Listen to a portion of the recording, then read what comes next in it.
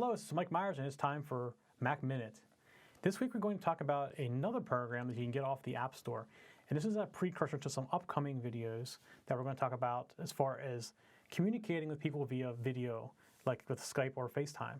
So sometimes you'll notice that the camera you have built into your laptop isn't the best for all situations. So there is a way you can adjust it. If you look through the Mac, though, you're not going to find this.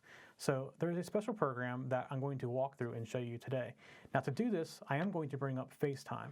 And I'm not going to use FaceTime only for using it to just show you what the output of the changes are. So let me get FaceTime up right here.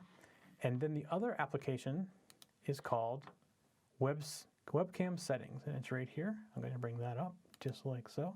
So there you see me twice. It's kind of weird and a little scary. So this is Webcam Settings over here on the right hand side, just like this. And you can see right now it's in auto exposure mode. I'm going to leave it auto just to show you some of this stuff. But while you're in here, you can adjust the brightness of the camera, just like this. So it's adjusting the brightness. You can adjust the contrast. You can adjust the hue. So I'm a little green maybe. And saturation. So you see all these different controls that you have. And you can actually go in as far as going into advanced mode and doing focus and things like that as well. And you see that some things are not able to be touched. And that is because the built-in iSight camera does not support the autofocus, zoom, pan, or tilt. But some of the cameras you get externally do support that. So there's not much you really want to change in this advanced section. The backlight compensation I would probably leave turned on. And 60 hertz is what it is in the United States, 50 although everywhere else for the most part. But leave it in auto, the machine kind of knows what the power line settings are.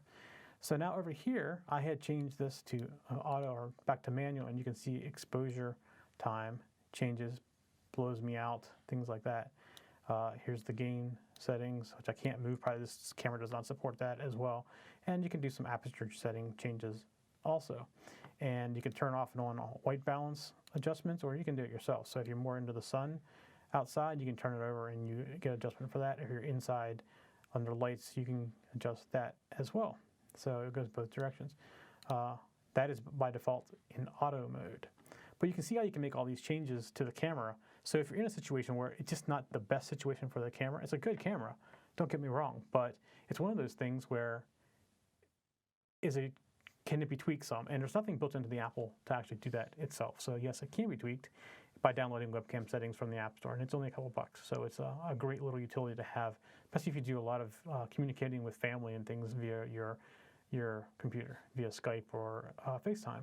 So we'll talk about Skype and FaceTime more in the future. I only used FaceTime today just for showing you what the changes were in the videos. That's it for Mac Minute this week. We'll see you next week. For show notes for this show, contacts, and more, go to the techzen.tv website where you can get show notes for all of our shows. We love to hear from our viewers and listeners. We have an email, a Twitter, and a phone number where you can contact us for each show. For details, visit the techzen.tv website and get the show details. You can also make a video and upload it somewhere like YouTube or Vimeo and then just send us a link. You never know, you may see your video in a future show. You can get all of our shows delivered automatically to your favorite device by going to your favorite podcast website like iTunes and subscribing. Each of our shows also has a YouTube channel you can subscribe to get regular updates.